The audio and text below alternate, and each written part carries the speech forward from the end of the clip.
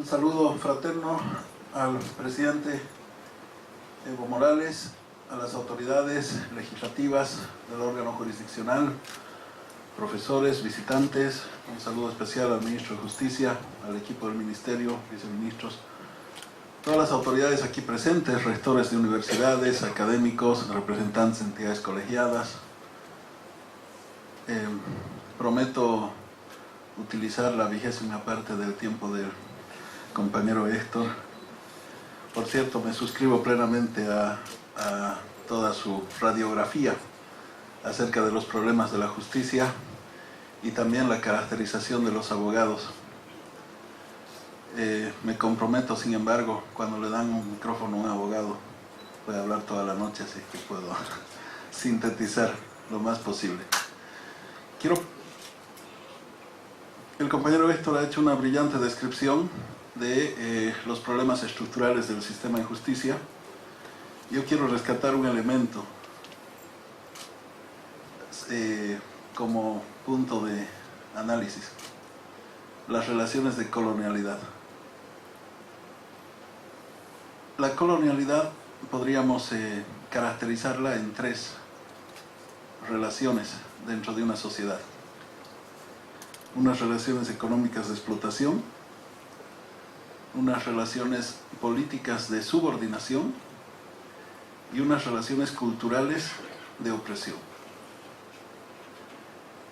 La invasión española en realidad había impuesto estas 3 formas de relaciones sociales, generando una estructura de colonialidad, reproducida luego en el desarrollo republicano. Como ha hecho notar Héctor, también es verdad que nosotros hemos prácticamente plagiado la legislación francesa en un primer momento, los códigos napoleónicos, los códigos Santa Cruz, en una época en la que la globalización se inicia a partir de la Revolución Francesa por las exigencias de amplificación de la reproducción ampliada del capital, que al mismo tiempo intentaban homogeneizar a la sociedad, a los seres humanos. Luego, en tiempos de globalización neoliberal, fundamentalmente en la década de oro de las transnacionales y la globalización neoliberal en los años 90, nuevamente la globalización, respondiendo a los intereses del capital transnacional, extiende sus brazos para dominar al conjunto de la humanidad. Y esto lógicamente se traduce nuevamente en intentos de imposición homogeneísta de relaciones en el mundo, relaciones sociales, que profundizan el carácter de colonialidad. Pero al mismo tiempo, esta globalización neoliberal es respondida desde un conjunto de movilizaciones locales que activan otro tipo de identidades. Levanta su voz el comandante Marcos en Chiapas. El presidente Evo Morales nos enseña que la ruta para transformar estructuralmente las sociedades era utilizar los mecanismos de la democracia y unificar a la población. Emerge el reconocimiento de la diferencia cultural, el reconocimiento y respeto de la diferencia cultural y civilizatoria. Se reconocen derechos colectivos a favor de pueblos indígenas. Las mujeres se organizan y movilizan en todo el mundo. La cumbre de Beijing reconoce sus principales derechos. Igualmente se inscriben en esta línea de transformaciones el reconocimiento de derechos ambientales, derechos de identidad sexual, el derecho de los migrantes a desplazarse por cualquier lugar del mundo y a instalar su residencia donde les parezca más conveniente, y se reconocen consiguientemente los derechos de los migrantes a partir del respeto a la diferencia cultural. Entonces, la globalización neoliberal es respondida desde lo local, generando nuevas formas de cohesionamiento identitario que algunos denominan la construcción de lo local.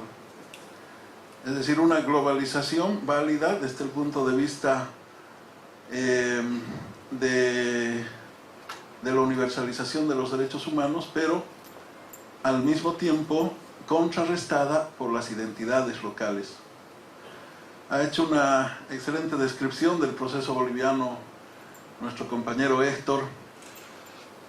Yo solamente haría notar, como dice Boaventura de Sousa, en Bolivia inauguramos la época del constitucionalismo plurinacional.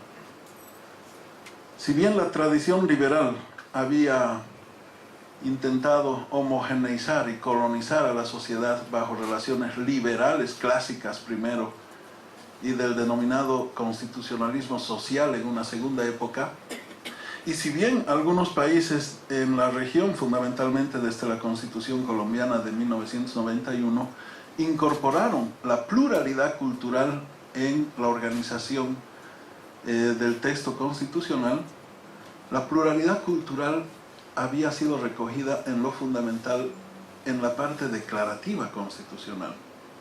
Nosotros mismos en la reforma de 1994 incorporamos la pluriculturalidad, pero seguíamos tratando los derechos colectivos como derechos especiales y los derechos individuales, civiles y políticos como derechos fundamentales. La diferencia entre unos y otros es que los derechos sociales, los derechos colectivos más bien, estaban condicionados en su implementación a una reglamentación. La diferencia de la construcción del constitucionalismo plurinacional en el razonamiento de Boaventura es que el proceso democrático, el proceso de la Revolución Democrática Boliviana, incorpora la pluralidad transversalmente, no solamente en la caracterización del Estado y la declaración de derechos, sino en la estructura misma de organización estatal, tanto en términos funcionales como territoriales. Por eso se reconoce a la justicia indígena como sistema jurídico, por eso se reconocen las autonomías indígenas en el ámbito territorial, por eso se habilitan cupos de representación indígena aún para poblaciones en condición de minoría, como en el caso del Oriente. Entonces la pluralidad es lo que marca la construcción de esta nueva etapa de desarrollo jurídico y político, ideológico del Estado, en el caso boliviano. La plurinacionalidad que luego inspira, por ejemplo, otras reformas constitucionales como la del Ecuador y otros países.